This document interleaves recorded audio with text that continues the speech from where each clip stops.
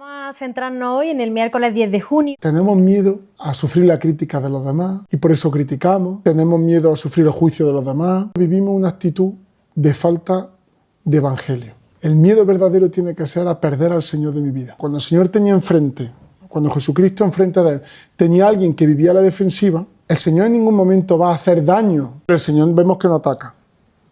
¿Qué hace el Señor? El Señor intenta ayudar. La clave está en cómo tú los miras. Una mirada en la que tú descubras que esa persona necesita ayuda. Ver que detrás de esa persona hay una historia. Sencillamente es pedirle al Señor su mismo corazón. Que mis virtudes, la mansedumbre y la humildad vayan echando raíces. Manso es y humilde aquel que es capaz de llevar a Dios en cada momento, sobre todo en los malos. Uno de los grandes retos que tenemos para conseguir la mansedumbre y la humildad es la oración. Lo que yo llevo en el corazón es lo que luego va a salir.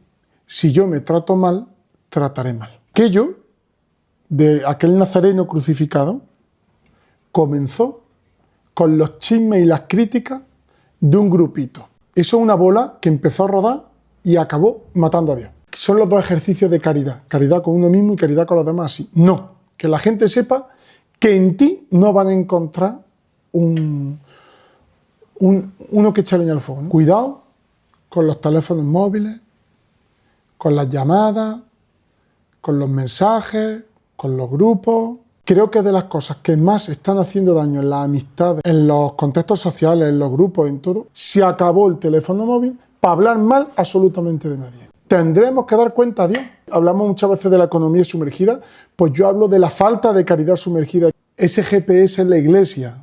Entonces, que nos fiemos de la Iglesia que nos va marcando ese camino de encuentro con el Señor. El peligro que podemos tener cuando vivimos la vida en solitario es no llegar al destino, porque estamos hechos para ir en comunidad. Al cielo se va en equipo. Al cielo cuando subimos tiramos unos de los otros. Sí tenemos la certeza de que ahí está Dios. Cuando tú vas solo, no. Esa certeza no está. Puede que esté o puede que no esté.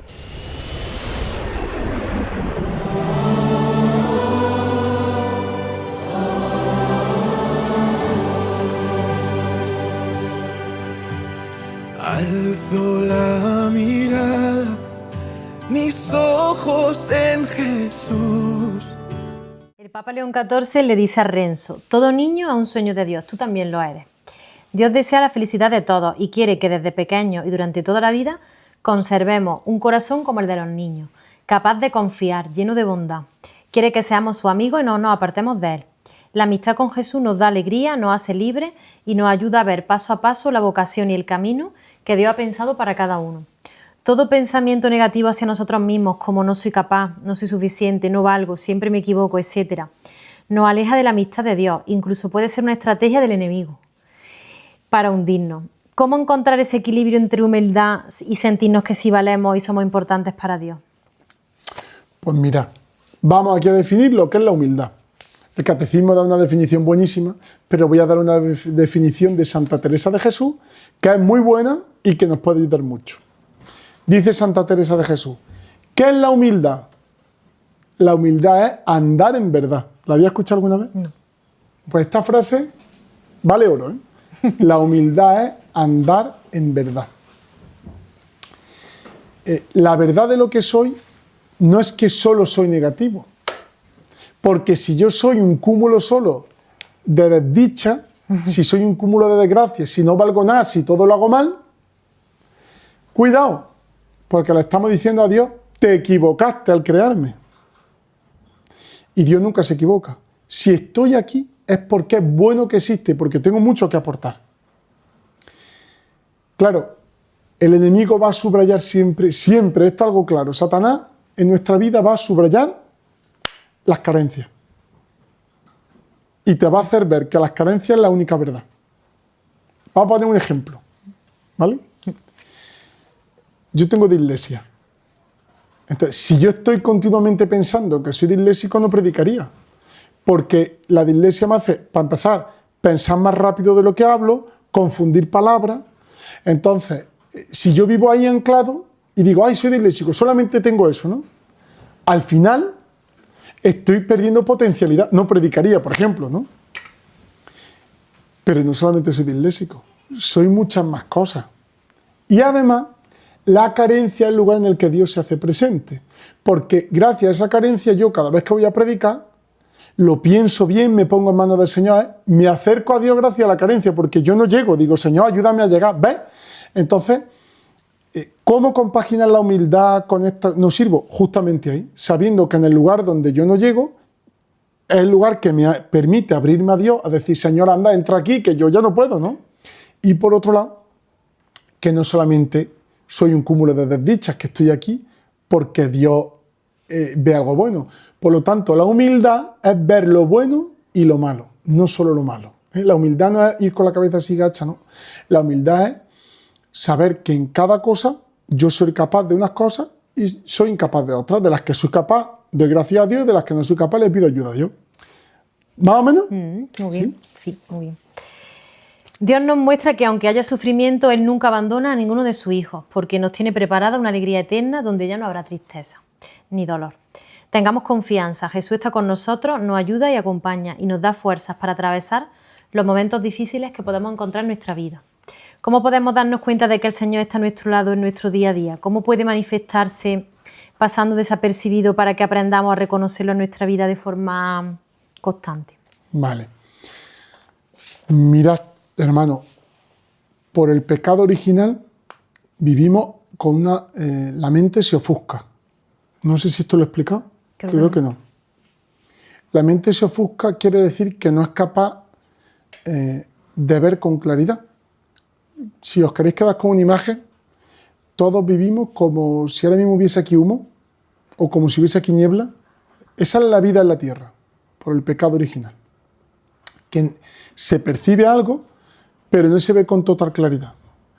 Cuanto más pecado hay en la vida, o sea, cuantas más veces pecamos y no nos confesamos, dice la teología que más ofuscada está la mente.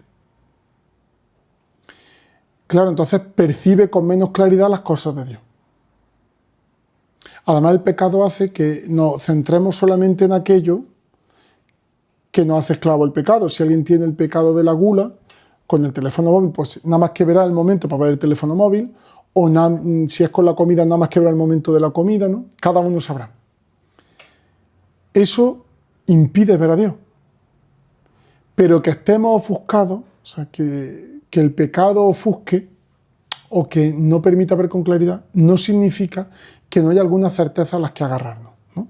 Si te das cuenta, esa distorsión de la realidad, que es una distorsión, un no ver claro, como cuando antiguamente, no sé si acordáis, se veía la tele, pero codificada, ¿no? Sí. O como cuando tú estás viendo una peli y está pixelada, ¿no? No sé si a veces en internet que está en la televisión y se ve pixelada ella, ¿no? Así es como vemos, ¿no? Pero que veamos así no significa que no haya peli. Que veamos con ofuscación no significa que no haya una verdad, porque de hecho hay algo que tú percibes o intuyes, ¿no? Entonces, reconduciendo la pregunta, la lucha con el pecado es una lucha ardua, porque no termina de ver con claridad, pero a medida que tú vas intentando vencer con la ayuda de Dios el pecado, con los sacramentos, con el acompañamiento espiritual, con la formación, algo de la niebla se va disipando. Siempre va a quedar algo de niebla, ¿vale? Pero algo se va a ir disipando. Y vas a ser capaz de detectar ya no lo que el pecado te centra, sino lo que Dios quiere que vayas consiguiendo. Es algo así, lo puse ya una vez el ejemplo, como que vamos de noche por una carretera con los faros, ¿no? Entonces, como que cada vez, si tú tienes vida de fe, cada vez las luces que vas llevando en esa carretera de tu coche, en mitad de la noche las luces cada vez van a apuntar más largo, ¿no? Creo que ahí está la clave. Sé que esto es muy hondo, pero es real, ¿no? Ahí está la clave de por qué muchas veces nosotros andamos como andamos, nos perdemos como nos perdemos. Y creo que esa lucha que hay que hacer, que al principio cuesta, ¿no? Va obteniendo su recompensa. Yo le diría a la gente que fuera en ese aspecto perseverante en la lucha contra un pecado dominante, ¿no? Y verás poco a poco cómo se va aclarando. No sé si te he respondido más o menos. Sí. Sí, porque te he preguntado sobre cómo darnos cuenta cuando el Señor está ahí y claro, con esa claridad que nos va dando. Eso es que el pecado hace que no vayas viendo a Dios. Entonces, eso por ahí.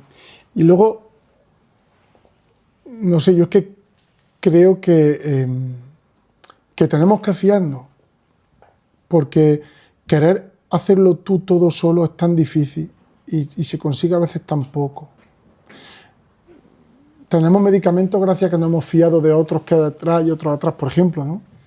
O tenemos los que tenemos porque la tecnología se ha ido fiando de lo que otros han ido cogiendo, ¿no? Pues en la vida de fe igual tenemos que fiarnos de los santos, de la experiencia de nuestros antepasados, ¿no? Que han ido viendo cómo funcionaba. Es el catecismo de la Iglesia, ¿no? Que es, bajo mi punto de vista, la gran obra también que tenemos que conocer, ¿no? El catecismo, ese que recoge 2000 años de sabiduría en cómo ver a Dios, ¿no? Fiarnos de cómo han visto a otros a Dios y decir, pues por aquí tiro, ¿no? Aunque yo en este momento vea con esa ofuscación, ¿no? Muy bien. El Papa aborda la soledad de los mayores como respuesta a otra de las preguntas de Renzo, diciéndonos: no permitamos que la soledad y el abandono se normalicen en la vida de los adultos mayores. Eso es algo muy triste. Tengamos nuestro corazón abierto a todos ellos. Y aunque no sean nuestros abuelos, no permitamos que se sientan solos ni desprotegidos. ¿Qué gestos o acciones podemos emprender para ello? ¿Y en qué consiste o qué fruto está dando el programa de acompañamiento a mayores en soledad de nuestra parroquia? ¿Y cuánto tiempo lleva ejecutándose? Vale, bueno, pues creo que esta conversación hace 20 años era impensable, hablar de soledad, porque antiguamente había redes sociales, ¿no? O sea, redes sociales no me refiero a internet, sino los vecinos, por ejemplo, o la familia se cuidaban mucho más, también porque antiguamente, aunque algunos emigraban, pero no había tanta necesidad de ir a un sitio a otro para conseguir trabajo. Hoy en día prácticamente ningún padre, muy poquitos, tienen a sus hijos trabajando en el mismo pueblo, ¿no? Entonces, bueno, hay cada vez menor redes de apoyo humana y por lo tanto se va viviendo más la soledad. Eso le incrementamos un poco la tecnología, ¿no? Que nos permite estar en muchos sitios en casa. Entonces, como que no tenemos mucha conexión entre nosotros, ¿no? En los mayores esto se acentúa porque los mayores se ven solos también a nivel digital. Pensemos que nosotros es fácil pedir una cita al médico por la aplicación, para muchos mayores no. Para nosotros es fácil hacer una transferencia del banco a través de la aplicación, para los mayores no. Estoy hablando de lo básico, gestionar la pensión, ir al médico, ¿no? Aquí daría para mucho hasta qué punto la sociedad está mirando por los mayores. Lo hablábamos, es que no quise yo poner este ejemplo hace 2 entrevistas, pero las grandes empresas están cerrando cada vez más sucursales de banco, cosa que la Iglesia no cierra parroquias. ¿Veis? Aquí se ve aquella, si recordáis, dignidad de la persona por la que yo apuesto. Bueno, dicho esto, la soledad entonces que sienten ellos no es solamente una soledad física, sino que es una soledad social. Se sienten que no encajan ya en la sociedad. Esto se debe dar una respuesta cristiana porque pocas respuestas más hay a nivel social. Hay algunas, pero realmente es la Iglesia la especialista en humanidad en este aspecto, ¿no? Nosotros en la parroquia tenemos esta red, Tejiendo Redes, este proyecto del milagro del encuentro, de cuando va a acompañar a una persona. Nació en la mente nuestra de la parroquia, nació hace ya 2 años, estuvo 1 año fraguándose, mirando por un lado, mirando por otro, el cómo podíamos gestionarlo. Apareció Caritas Diocesana, de aquí de Córdoba, con este programa de Tejer Redes, que ya concretó mucho más este deseo que llevábamos nosotros en el corazón, ¿no? Que es muy sencillo, ¿eh? Por pareja se asigna una persona que de alguna manera solicita el acompañamiento y una vez a la semana se le visita en su casa, se tiene un encuentro físico, un encuentro gratuito en el que no hay ninguna transacción de ningún tipo por medio, ¿no? Pero que te hace a ti, como el acompañante, te hace a ti salir de tu comodidad, priorizar la caridad y además estás paliando de alguna ayuda, de alguna manera, esta carencia social. Es muy bonito porque muchos de ellos tienen su familia, pero les viene bien ver otras perspectivas, pero además es bonito no solo porque son personas las que se le acompañan o porque el acompañante se ve reforzado, sino que es bonito porque es ver cómo la Iglesia cumple su misión. Yo cuando salen a las visitas domiciliarias, yo veo al Señor andando por esas calles, ¿no? o como cuando alguien abre la puerta, ve al Señor abriendo la puerta de su corazón, ¿no? No vamos a solucionar todo, pero sí podemos paliar de alguna forma, detectar si la persona tiene necesidad, por ejemplo, espiritual y llevarle la comunión. En algunos casos también había una ayuda de salir a dar un paseíto, ¿no? No tiene grandes pretensiones este proyecto de acompañamiento de nuestra parroquia, pero sí es verdad que los frutos que está dando son inmensos. Sería bueno que en algún momento se entrevistase brevemente a algún voluntario y pudiese expresar, ¿no? Esto da para mucho, pero como también afecta a la intimidad de las personas, tanto que acompañan como los que son acompañados, pues no quiero profundizar mucho más, ¿no? Pero simplemente decir que un recurso que está ahí, que no es solo para gente que está aislada socialmente, sino puedes tener a tu mamá, a tu papá, que ves tú que le va a venir bien una visitita y nos puedes poner en contacto con nosotros. Genial, muy bien. León XIV afirma que ser cristiano es un regalo, es una gracia. Estamos llamados a amar a Dios y por amor a Él, a nuestros hermanos, y somos enviados a salir al encuentro de todos. El cristiano, además de ser bondadoso y amable, ha de ser compasivo, amar sin interés y buscar el bien de los demás, sabiendo que en cada hermano y hermana que sufre es el mismo Señor quien pide y recibe. Cada comunidad eclesial diocesana está llamada a acercarse según sus propias posibilidades y capacidades, con discreción, delicadeza y perseverancia, a las heridas y necesidades de los más pequeños y vulnerables para aliviar su sufrimiento y remediar su pobreza. Lo hace imitando la generosidad de nuestro Señor Jesucristo. La caridad es el mayor mandamiento social. Nos alienta a que, unidos a nuestros pastores, continuemos animando a estos apostolados, dando testimonio del Evangelio y mostrando al mundo la belleza de la vida cristiana, que anticipa aquí y ahora la justicia y la paz que serán plenas en el reino de Dios. Sed, pues, testigos creíbles de la esperanza cristiana en el servicio solícito a los hermanos y hermanas que en una condición de vida precaria, marcada por la privación, la fragilidad o la marginación, además de ayuda material y sostén moral, necesitan a Dios, su amistad, su bendición, su palabra, sus sacramentos y la propuesta de un camino de crecimiento y de maduración en la fe. ¿Cómo podemos mostrar a los demás la belleza de la vida cristiana o llevar a Dios a la vida de personas necesitadas, cuya prioridad es la necesidad material, sin ser invasivo y sin que la otra persona se sienta incómoda, porque a veces no sabes si quiere o no quiere? Que le hables de Dios. Es un mundo, es que esto es un mundo. Bueno, a ver, hay un presupuesto previo, que si no se vive bien, querida Lidia y queridos hermanos, si no vivimos este presupuesto previo bien, no es caridad verdadera, ¿no? Mirad,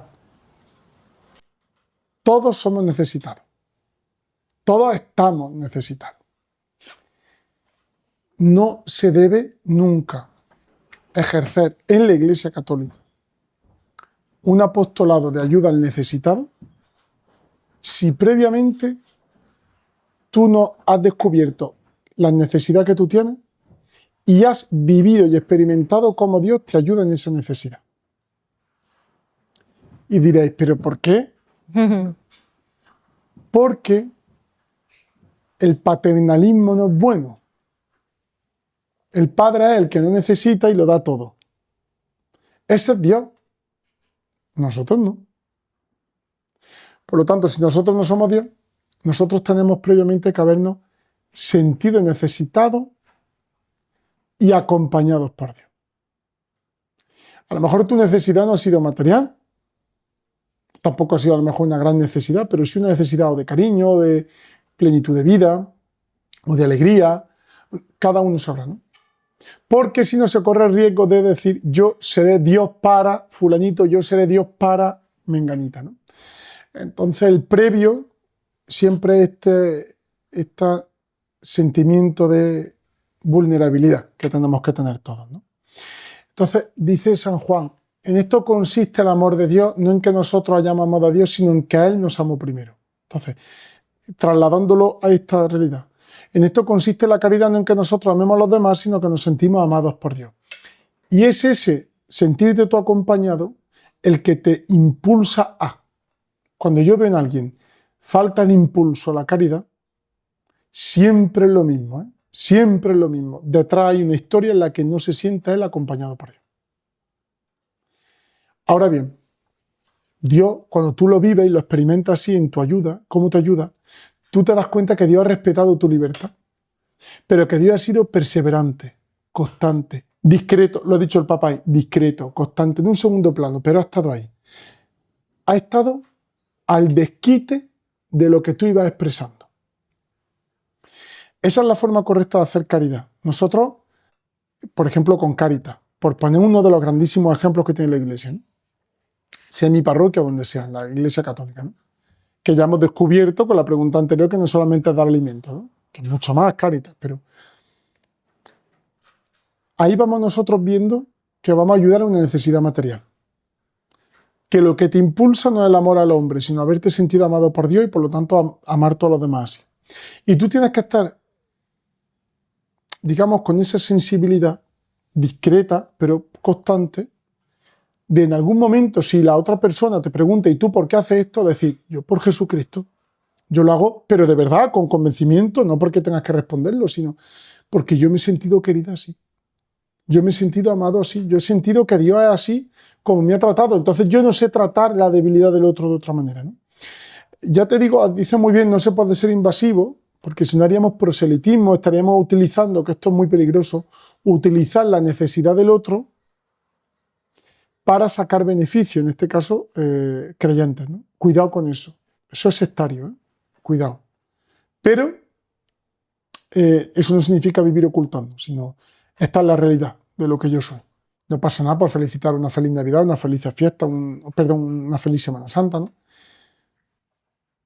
Es ser capaz de saber que al otro todavía no ha llegado a la fe de Jesucristo y que una forma de anunciarlo es con tu testimonio de vida, pero nunca utilizando la necesidad del otro como el medio para tú hacerle llegar a Jesucristo, ¿no? Digamos algo así como aprovecharte de su vulnerabilidad. ¿Vale? ¿Más o menos? Sí, entonces tienes que esperar que te dé una pistilla o te dé pie, ¿no? A que le hables. Claro. Siempre se puede rezar por la persona Sí, y la fe que tiene, ¿no? Mm. Sí, pero no porque no es el estilo de Jesucristo. Jesucristo no esperó a que la gente fuera cristiano para hacer el milagro. Es decir, es verdad que lo seguían, tu fe te ha salvado, ¿no? Pero, por ejemplo, pongo el ejemplo de la samaritana porque creo que lo tenemos todos, ¿no? Ella tuvo un conocimiento con ella de tú a tú hasta que al final le ayudó a sacar la necesidad que tenía de amor. Y entonces él se descubrió como el amor verdadero, ¿no? Pero no le dijo a la samaritana, no hablo contigo porque eres samaritana. Ella ya le dijo, ¿qué haces hablando conmigo, no? Qué raro, ¿no? Entonces se acerca, tiene su tiempo, va teniendo conversación, pero no impone. Ujú. ¿Vale? Entonces, es complejo. Mm. Mira, a mí me gusta decir que es el arte de la caridad.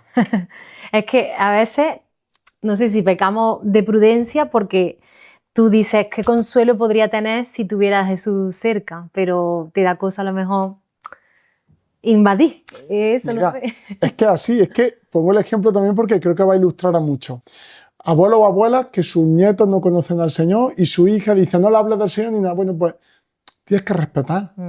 Pero eso no significa decir, pues mira, yo es que voy a misa, o mira, yo creo que Él es Jesús, o sea, pero no imponiendo. ¿Vale? Entonces, es complicado porque tú dirías, Dios mío, ¿cómo no voy a querer yo que mi nieto conozca al Señor, mi nieta conozca a Dios? Que... Si yo entiendo, es un sufrimiento grande, pero ahí está el amor verdadero, porque si no, estaríamos utilizando al otro para cumplir tus deseos. No, tú a fondo perdido, a fondo perdido, a fondo perdido, a fondo perdido, no queriendo ganar tú la batalla, no imponiendo, ¿no? Muy bien. Complicado, es complicado, No, es un arte. Vale, después el Papa León XIV va a la Basílica de la Sagrada Familia, allí donde inaugura la Torre de Jesucristo, que fue súper bonito. Esta basílica fue consagrada en 2010 por el Papa Benedicto XVI, recordando que es signo visible del Dios invisible, por cuya gloria se alzan sus torres, siendo la más alta la Torre de Jesucristo, la que se ha inaugurado en este viaje apostólico del Papa León XIV en España, quien la ha bendecido.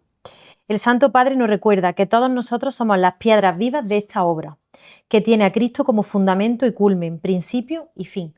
La Basílica de la Sagrada Familia sigue siendo hoy una obra en construcción, igual que la vida cristiana es siempre un camino, porque se trata de un proyecto que Dios lleva a cabo. Esto implica nuestro compromiso de que cooperamos con el proyecto de Dios. Puesto que somos templo del Espíritu Santo, esta obra coincide con nuestra vida, que Dios concibe como una obra maestra que debemos realizar juntos y nos llama a colaborar con Él. Dios nos da un lugar y el lugar que nos regala es su propio corazón. ¿Cómo colabora Dios en nuestra vida? ¿Cómo saber si estamos habitando su corazón o si nos hemos desviado o extraviado de ese lugar sagrado? ¿Y cómo podemos volver a Él?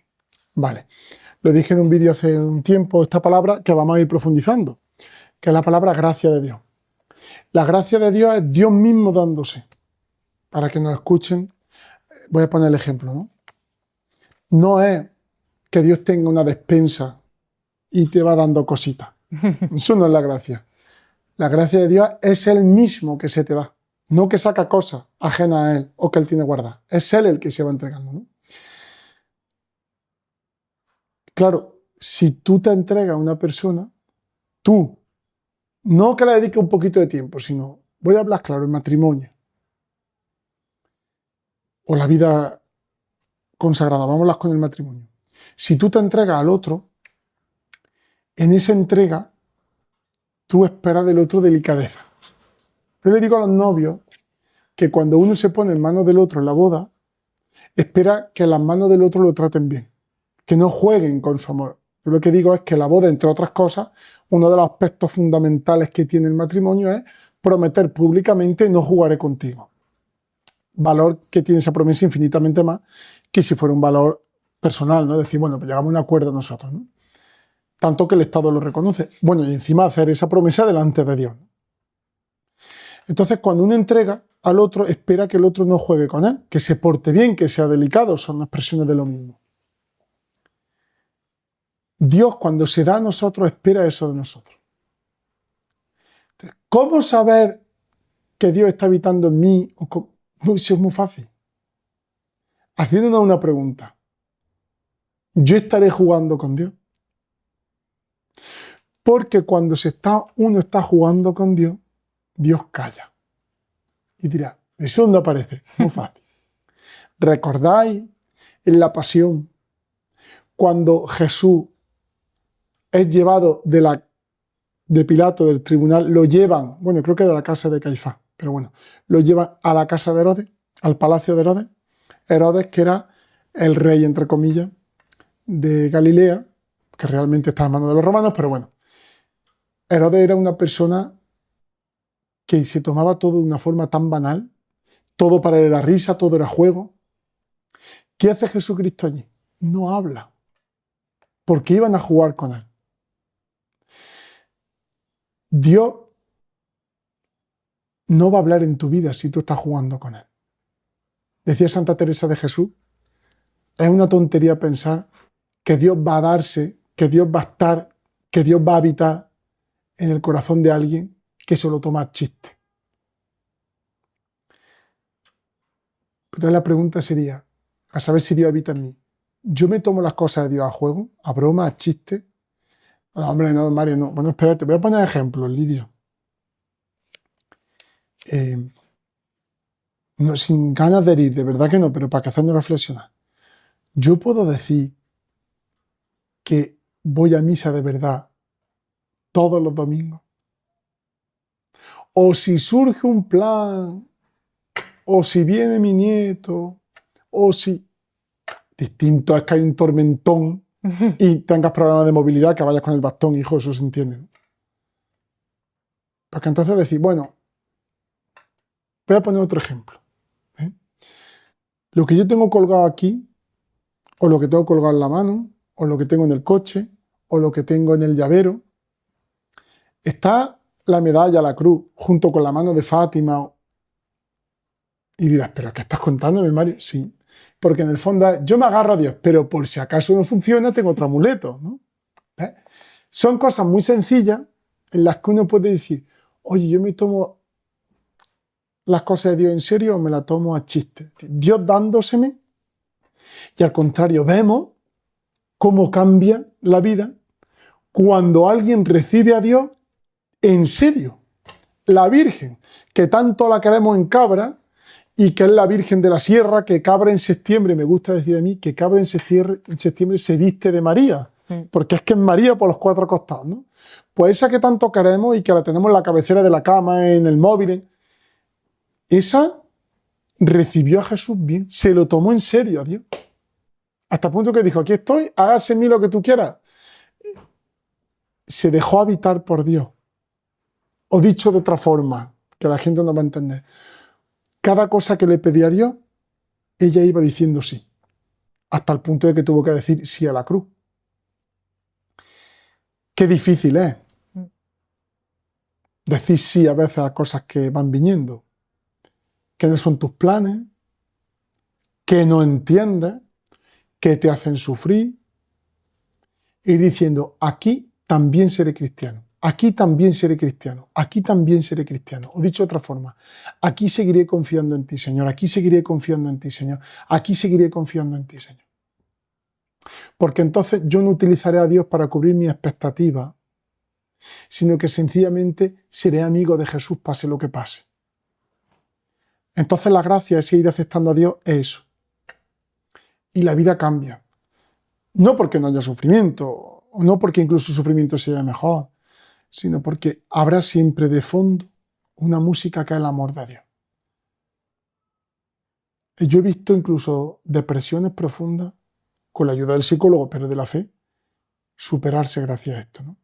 Ir descubriendo que el Señor, yo le voy dando y Él se me va dando. Muy bien. Más o menos. Sí, genial. Muy bien. Ante la amenaza del mal, el Señor está siempre con nosotros, siempre a nuestro favor. Él se convierte para nosotros en fuente de gracia y perdón, de salvación y de vida nueva. No podemos creer en Jesús y promover la guerra. No podemos creer en Jesús y matar al inocente. No podemos creer en Jesús y abandonar a quien sufre, a quien llora, a quien huye de la miseria.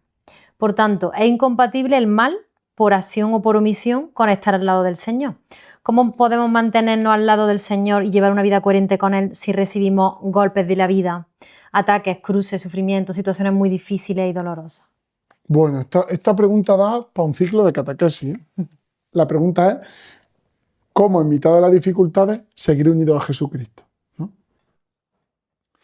Vamos a seguir con el ejemplo de la Virgen.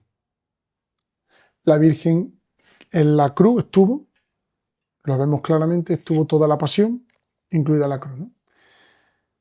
Le estaban matando a su hijo, lo cual tiene que ser uno de los mayores sufrimientos, no solamente perderlo, sino el cómo lo perdió.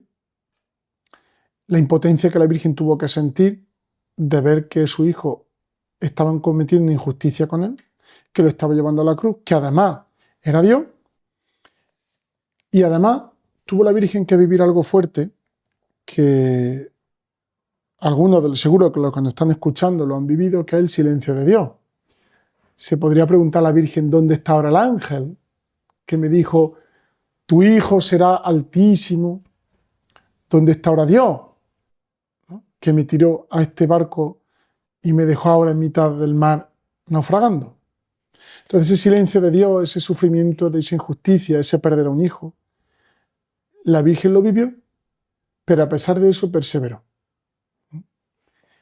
¿Dónde está la clave cuando te hacen daño en ese aspecto, cuando no escuchas a Dios, que escuchas su silencio, o cuando incluso, vamos a poner esto que la Virgen no tuvo, pero pudiésemos llegar a tener, ¿no? Que son las dudas de fe?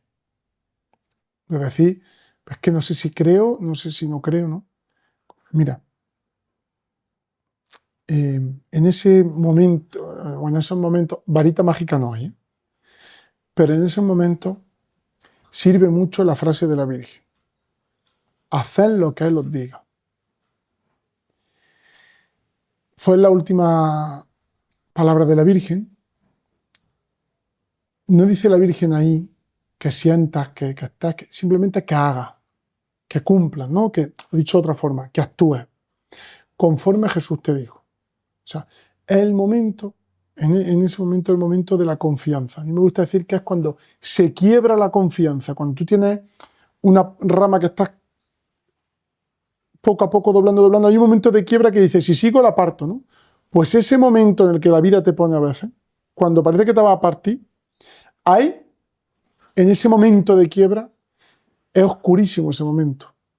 Y quiera Dios que nunca pasemos por ahí, pero es el momento de escuchar a la Virgen, hacer lo que Él os diga, decir, confiad en el Señor. Señor, mira, aquí estoy. Esa confianza no se improvisa. Esa confianza se tiene que trabajar en el día a día. La confianza es la gran virtud de los amigos. Cuando tú confías en un amigo es porque es tu amigo de verdad. Por eso el Señor ha demostrado que es nuestro gran amigo, porque Él siempre confía en nosotros. Él pone su vida en nuestras manos, en la comunión cada día, su palabra, ¿no?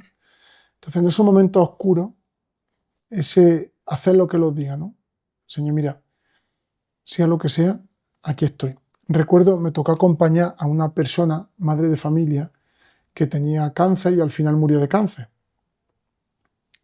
Y ella, todo su empeño era hacer lo que Jesús le decía. Me decía, don Mario, ahora en este momento sigo siendo madre, tengo que dejar todo bien organizado en casa, no me puedo estar tan pendiente de mi enfermedad, tengo que asegurarme de que mis niños sigan el camino de la fe, tengo que asegurarme de que a mi marido le quede su pensión de viudedad, hemos hablado ya con el abogado, en fin, todo eso. Al final murió de cáncer. Y me decía ella, porque le preguntaba yo, ¿cómo puedes confiar tanto en Dios? Me dijo, porque Dios no me prometió el mejor plan. Yo no lo entendí en aquel momento, luego lo entendí, ¿no? Dios no me prometió el mejor plan. Dios me prometió, estás conmigo. Entonces, la confianza se gana ir descubriendo a Dios poco a poco, en mi día a día, ir poniéndome en sus manos día a día, y si en algún momento llega la prueba, en ese momento confiar. A mí me gusta mucho decir, le pido esta gracia al Señor, ¿no?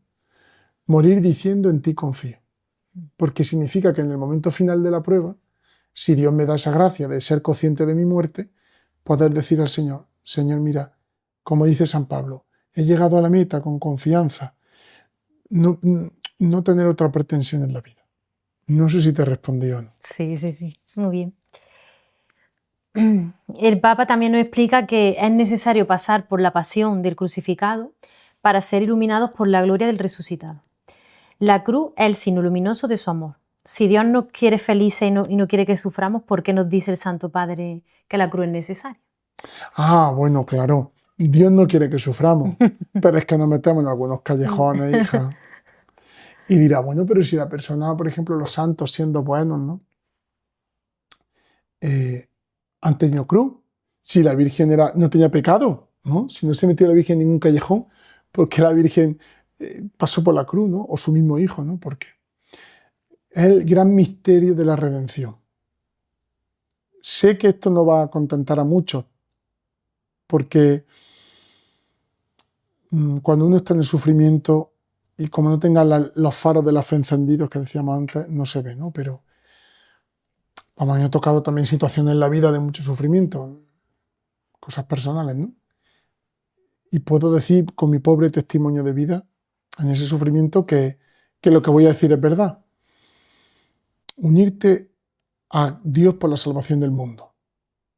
Esto ahora mismo no está de moda. Ahora si hubiera aquí un montón de psicólogos y psiquiatras, darían muchos tips, ¿no? Pero a nivel de fe, cuando uno sufre, unirse al Señor y decir, estoy con mi sufrimiento salvando al mundo. Es decir, hay una parte de la cruz que es injusta. Hay una parte del sufrimiento que es injusto. Cuando tú te lo busques, te metes en el callejón, ya está. Pero cuando no, es normal que aparezca ni por qué me ha tocado a mí, qué he hecho yo, y a lo mejor no tiene ningún motivo. Dios tampoco lo quiere. El mundo es libre y el mundo tiene sus leyes, ¿no? Estoy pensando aquí en grandes catástrofes o grandes enfermedades que te pueden tocar en la vida o grandes desgracias, ¿no? Pero no es que Dios te falle. Es que ese sufrimiento lo único que podemos hacer es ofrecérselo al Señor. Señor, mira, me uno a ti en la cruz.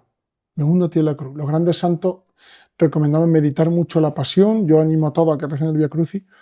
No es un autoconsuelo que yo llevo, no, es que nosotros creemos de verdad, firmemente, que nosotros nos podemos unir a Cristo en la cruz. Eso lo creemos porque creemos en la misa. La misa es Cristo volviendo a morir, que toma nuestros sacrificios. Cuando dice el cura, orad, hermanos, para que este sacrificio mío y vuestro, este sacrificio que es, todos los sacrificios que hacemos, todos los sufrimientos, los ponemos ahí con Cristo. Y Cristo lo asume, es decir, no caen en saco roto. Lo que pasa es que, claro, aquí, querida Lidia, tenemos que tener una mirada sobrenatural. Lo veremos, los frutos de todos esos sufrimientos unidos a Cristo en el cielo. Hay sufrimientos muy hondos. Pero sí te puedo decir que lo que no se ofrece no se transforma. ¿Lo expliqué yo alguna vez? Sí, lo del ofrecimiento de tu día a día, cuando te levantas y Pues eso. vamos a ahondar en esto. El sacrificio que no se ofrece no resplandece, es decir, no es acompañado. Porque Dios está esperando en la puerta de tu sufrimiento a que tú le abras y entrar y ayudarte a cargar con la cruz. Claro, si tú no le ofreces el sufrimiento, si tú no le dices, Señor, aquí está mi sufrimiento, ayúdame, o que quiero compartirlo contigo, no entra. Entonces no se transforma. No es que el sufrimiento deje de doler, es que en ese sufrimiento también encuentras amor, ¿no? Aquí podrían dar testimonio muchísimas personas que han sufrido mucho más que yo y que en la fe han encontrado de verdad a ese Dios que camina con ellos. Porque el sufrimiento lo malo que tiene es que te detiene en la vida y vive ahí. Y Cristo te dice, no, venga, sigamos caminando, a lo mejor más lento, pero sigamos caminando. Muy bien. Más o menos, Lidia, Sí, es que muy no bien. sé si estoy siendo demasiado... Sí, no, muy bien. Sino que la gente no te flipa, mira. Ya está. Yo lo veo muy bien. Sino que la gente diga que no me entero y pongo otro ejemplo. Exactamente. Bueno, junto con Gaudí, de quien conmemoramos el centenario de su muerte, recordamos, el Papa León da las gracias a todos los promotores, benefactores, a los artistas, a los trabajadores que cooperan en la construcción de una obra maestra arquitectónica que también es una elocuente catequesis hecha de piedras, colores y luz. En su sabiduría, la Iglesia renueva así la Biblia, Pauperum, Biblia de los pobres, de las antiguas catedrales, que son en sí mismas mensajes de evangelización de gran riqueza. En este tiempo de la imagen resulta aún más evidente cómo el arte y la belleza son eminentes canales de evangelización. ¿Cuáles son los canales de evangelización? ¿Cuáles son hoy los más novedosos y eficaces que antes no existían o no se utilizaban con ese fin y que hoy nos recomienda? Mira, el primer canal de evangelización y diremos, madre mía, ¿qué está diciendo el cura? La misa. La misa, pero no diréis, ¿qué pesar cura con la misa? Claro, soy cura, pero no. La misa, ¿por qué? Porque la misa es Dios entregándose al alma y el alma recibiendo a Dios. Entonces, en la misa recibimos un poco de catequesis, hablamos con Dios, Dios nos habla, recibimos a Dios. Entonces, el gran canal de evangelización, es decir, de llevar a Dios a los demás, es la misa.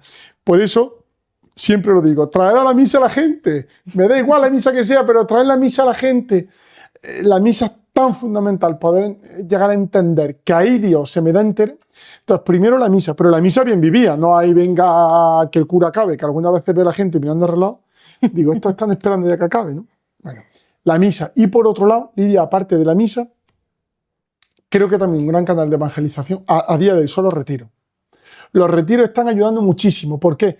Porque la gente necesita parar y cuando para y hace silencio, tú lo has vivido en tu vida. La gente se descubre y descubre a Dios. No tenerle miedo al retiro que sea. Venga, a full con el retiro, ¿no? Otro canal de evangelización, los medios de comunicación. Yo aquí me pierdo totalmente, menos mal que tengo ayuda entre otros de ti, ¿no? y de más personas que llevan las redes sociales de la parroquia, porque creo que por aquí podemos llegar a muchos hogares que de otra forma no podríamos llegar, ¿no? Digamos esos tres, la misa, los retiros y los medios digitales. Son como las vías actuales, creo yo, que podemos llegar a tener para llevar el mensaje a los demás. Por lo tanto, si alguien de aquí quiere que su familia, que empiece a creer, pues tú recomiéndole, ve a misa, pásale los vídeos, estos de los que sean, y luego invítalo a un retiro. Muy bien. Bueno, pues darte las gracias como siempre, gracias por hacernos llegar de forma tan comprensible los mensajes del Papa y esperemos que esto nos acerque y sea de verdad un canal de evangelización, que es lo que se pretende. Así que muchas gracias y nos vemos en la siguiente. Nos vemos en la siguiente, amigos.